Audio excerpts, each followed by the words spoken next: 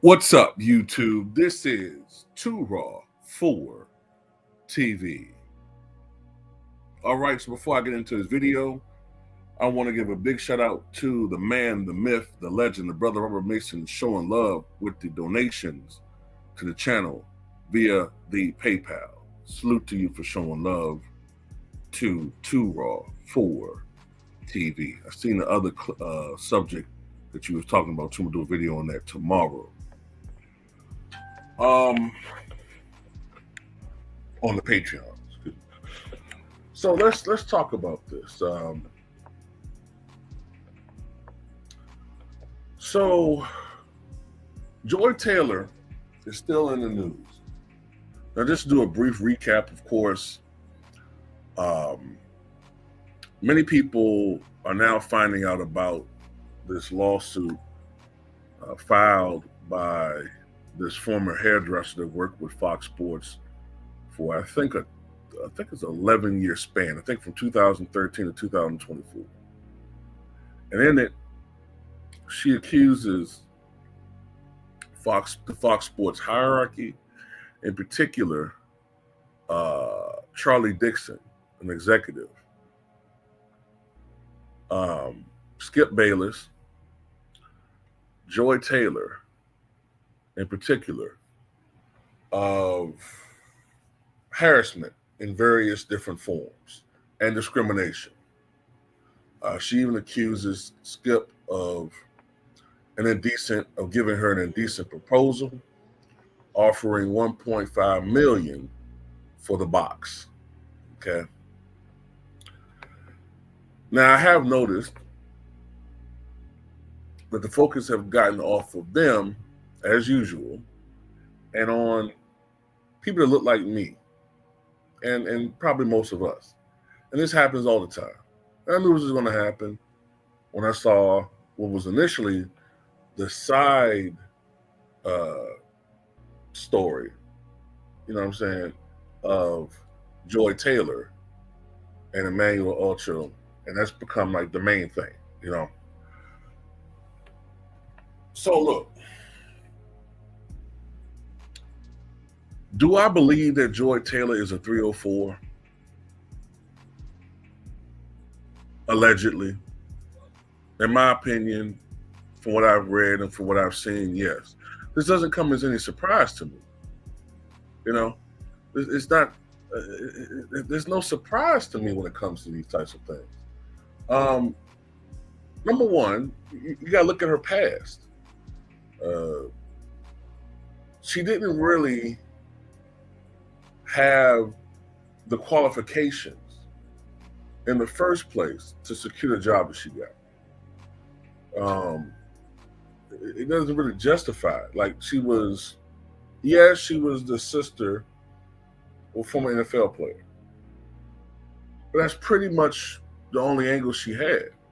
There are a lot of women in Hollywood right now who are related to people, but that doesn't necessarily mean that it's going to give them a plug. Like, okay, if she was related to somebody in the industry, in the sports entertainment industry, as far as journalism / broadcasting, someone from the ESPN and Fox Sports, that make more sense. But just because she's a relative of somebody that played the game, who was not a superstar, who was decent, that doesn't give her the inside track that justified what she got.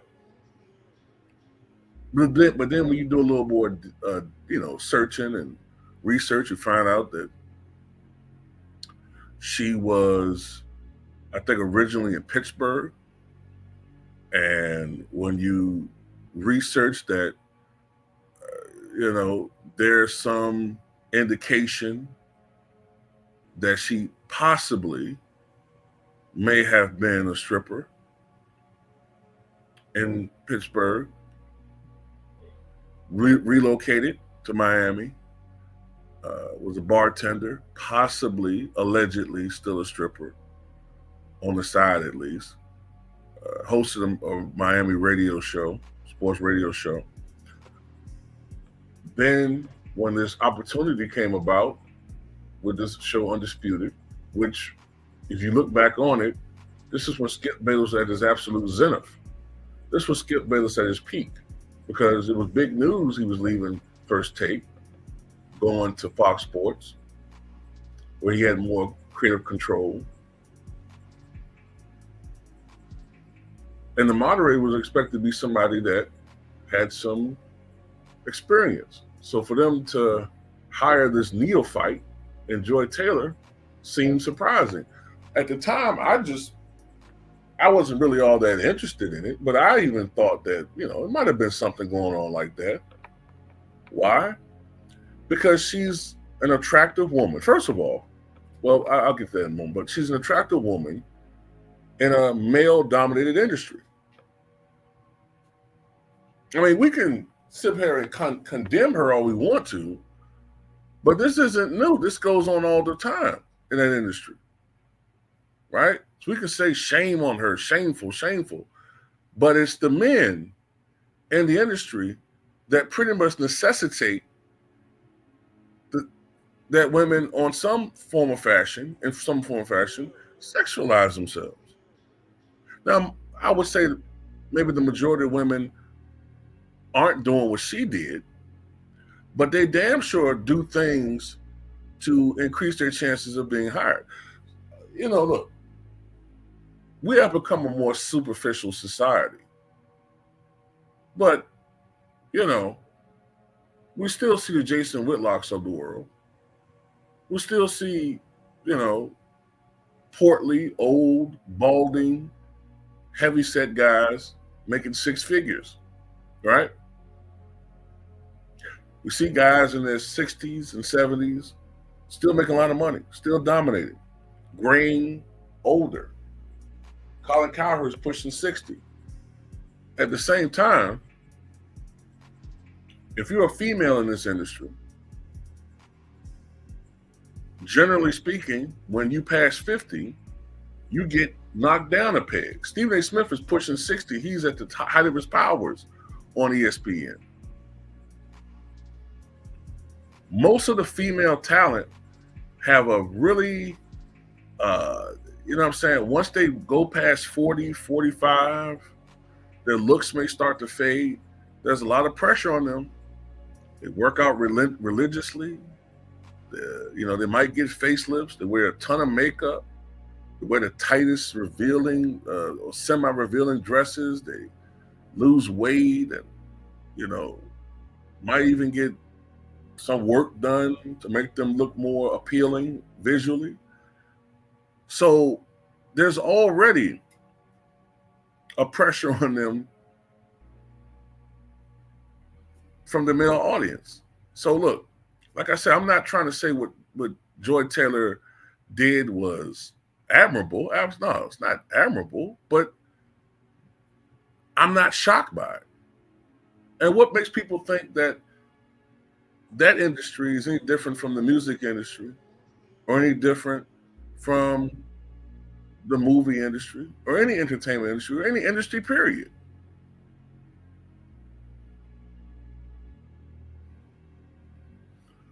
We see it all the time.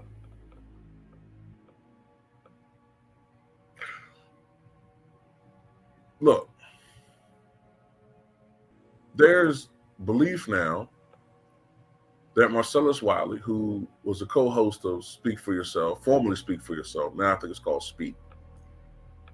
There's a belief now that he was pushed out,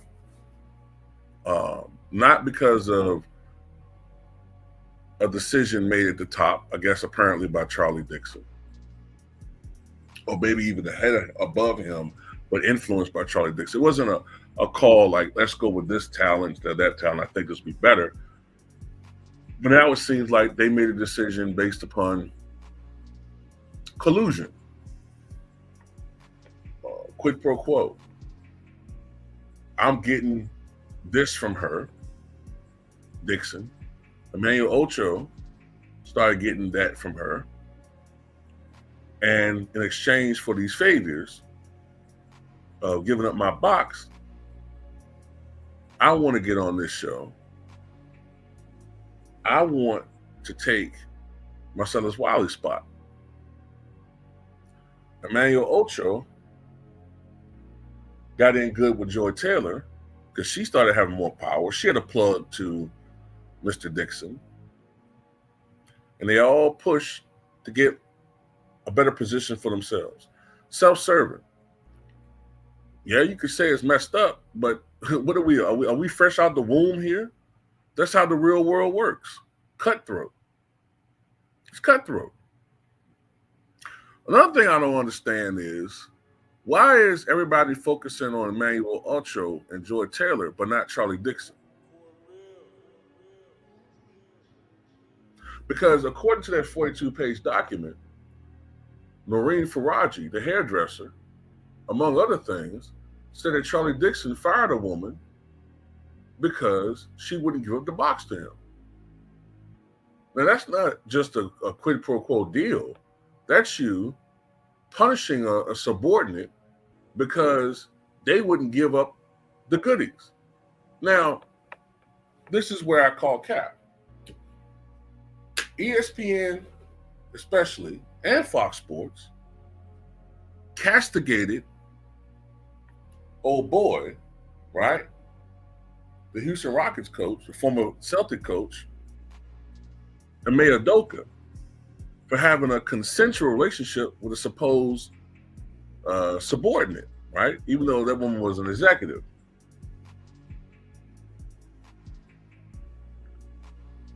People say, oh, that's wrong. Well, you're not supposed to have a relationship with someone who's a subordinate.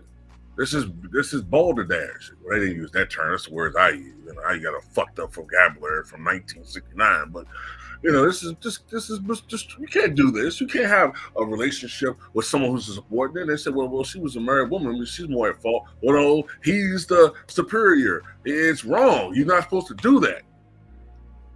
But with Skip Bayless, these same hypocrites are saying, well, that's his business. Why do you care what he's doing?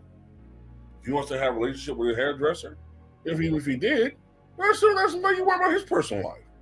See the hypocrisy? Charlie Dixon, relationship with an inferior. Not inferior as far as a person, but inferior as far as status in that hierarchy. He was an executive, a bigwig. So once again, I say, why no smoke toward Charlie Dixon? Especially considering that even from Noreen Faraji, if you're going to believe everything she puts out there, he got a woman fired because she wouldn't give the box. I don't see Malika Andrews everywhere. Where's Malika Andrews? Why is she not in an uproar over this? Oh, I know why. Because there's no black male executive. You better fucking believe that if Charlie Dixon was a black dude, oh, everybody be all over this. You know it. And I'm gonna tell you something that I know happened. When people saw that name, Charlie Dixon, because it sounded like it could be a black guy name, I guarantee you, everybody Googled that face, saw that Dennis the Menace come to life looking ass mob, and said, oh, okay, I don't care. He's not black. They're not gonna admit it, but that's what they thought. Ah, he ain't black, I don't care.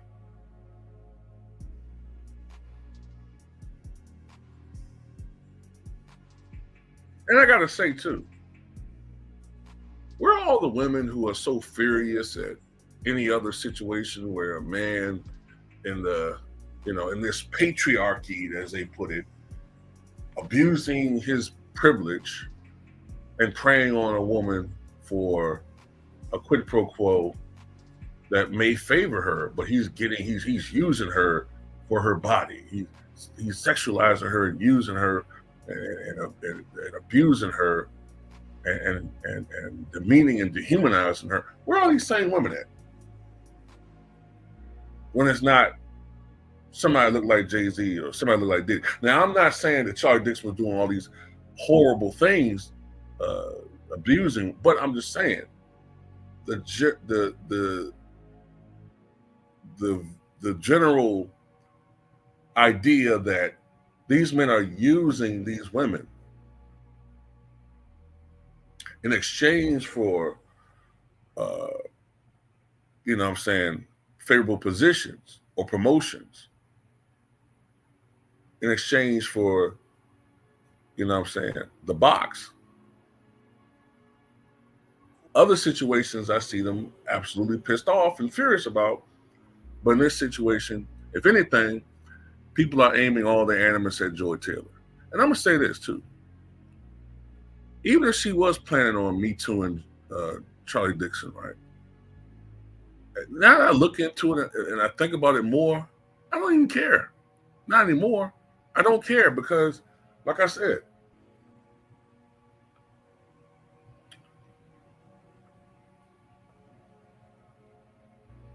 if he fired somebody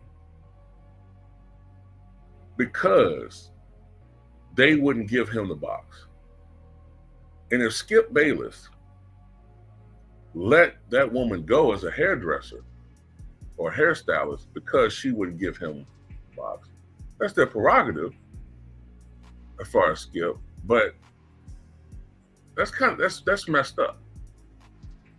That's messed up that you fired a woman because she wouldn't have relations with you. So if she did Me Too him, is she lying? Is she maybe he didn't do that necessarily with her, but he apparently probably has done it with others.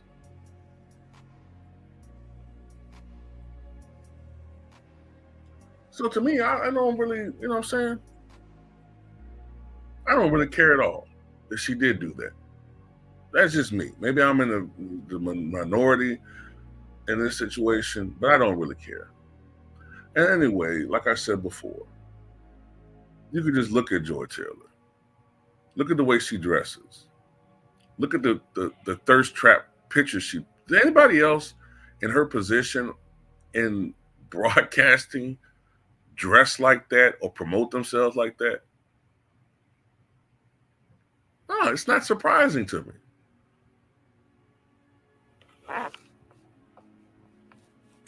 Not in the least. Anyway, that's all I got to say. But what you guys think?